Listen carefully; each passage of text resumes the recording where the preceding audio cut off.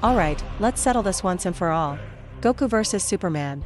It's the ultimate showdown, the debate that has raged across forums, comic book shops, and playgrounds for decades. Two titans, two symbols of hope, two aliens raised on Earth who became its greatest protectors.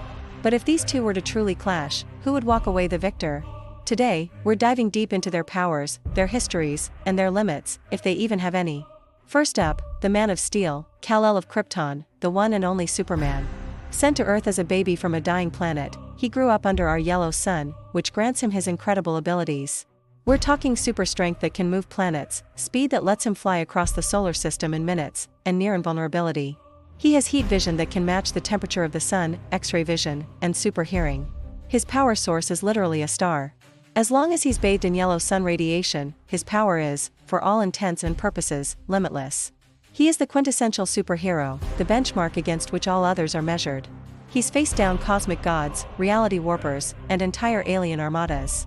Superman's greatest strength isn't just physical, it's his unwavering resolve, his unshakable moral compass. He never gives up, ever. Now, let's turn to the other corner. From planet Vegeta, the scion raised on Earth, Kakarot, better known as Son Goku. Goku's story is one of constant growth and surpassing limits. He lives for the fight, for the thrill of pushing himself beyond his boundaries. His power comes from Ki, his life force energy. He can fly, teleport using instant transmission, and unleash devastating energy blasts like the iconic Kamehameha. But Goku's ace in the hole is his scion biology. Every time he's defeated or pushed to the brink of death, he comes back stronger. This is called a Zenkai boost. And that's not even mentioning his transformations. From the golden-haired Super Saiyan, to the godlike power of Super Saiyan Blue, and now, the serene and terrifyingly powerful state of Ultra Instinct. Ultra Instinct separates his consciousness from his body, allowing him to dodge and attack purely on reflex, making him one of the most skilled and unpredictable fighters in any universe. So, let's set the stage. A neutral planet, no outside help, just one-on-one. The fight begins. Initially, Superman's raw power would be overwhelming.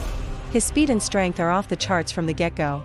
He could land blows that would shatter mountains, and Goku in his base form would be on the defensive. But Goku is a master strategist. He'd test Superman's defenses, gauging his strength, looking for an opening. He wouldn't go all out immediately, that's not his style. He'd start with Super Saiyan, then Super Saiyan 2, and 3, each level a massive jump in power. This is where the fight gets interesting. Superman has fought fast and strong opponents before, but Goku's ability to exponentially increase his power level mid-fight is something unique.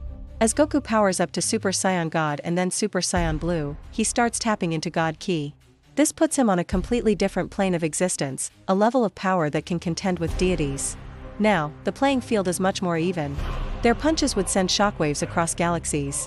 A Kamehameha from Goku would clash with Superman's heat vision in a spectacular display of raw energy. Superman is still likely stronger in terms of pure physical might, but Goku's martial arts skill and fighting IQ are arguably superior. He's been training in combat since he was a child.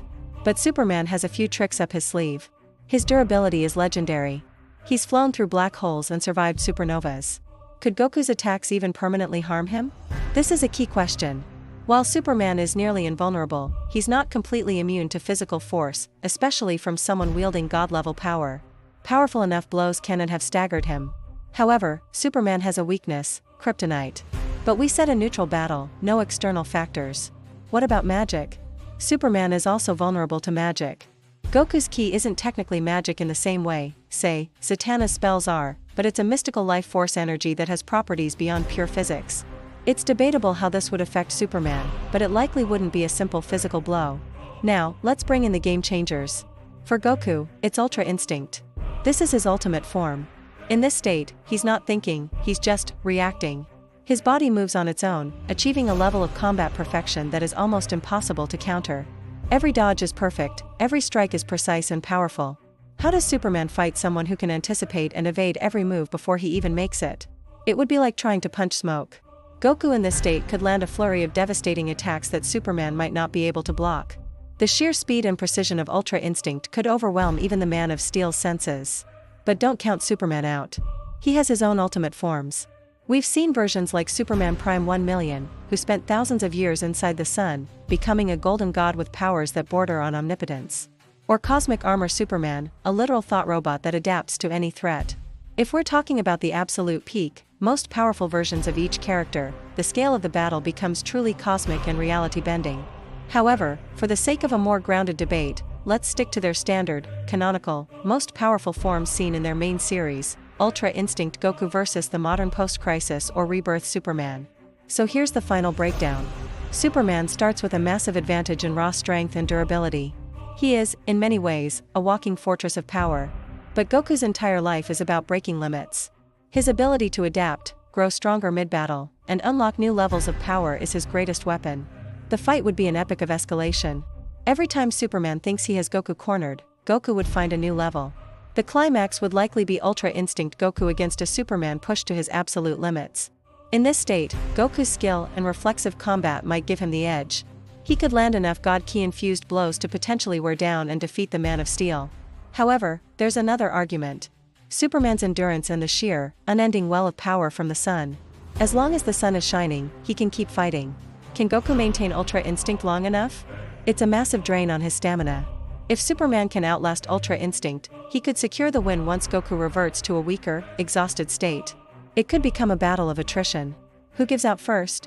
The Scion Warrior who burns through his energy in explosive bursts, or the Solar Battery who has a seemingly infinite power reserve? Ultimately, this is why the debate is so fascinating. It pits two different philosophies of power against each other. Is it the immovable object with limitless potential energy, or the unstoppable force of constant, kinetic growth? My conclusion? It comes down to the circumstances. If Goku can achieve a decisive victory with the overwhelming offensive power of Ultra Instinct before his stamina runs out, he takes it. His combat skill in that form is simply on another level. But if Superman can weather that storm, his superior endurance and raw, inexhaustible power would likely win the day. It's a fight that could go either way, a true 50-50 split depending on the moment. But that's just my take. What do you all think? Who wins this legendary battle? Let me know your thoughts down in the comments. I'm really curious to see what you guys have to say. Thanks for watching, and if you enjoyed this deep dive, make sure to like, subscribe, and hit that bell so you don't miss our next big showdown. See you in the next video.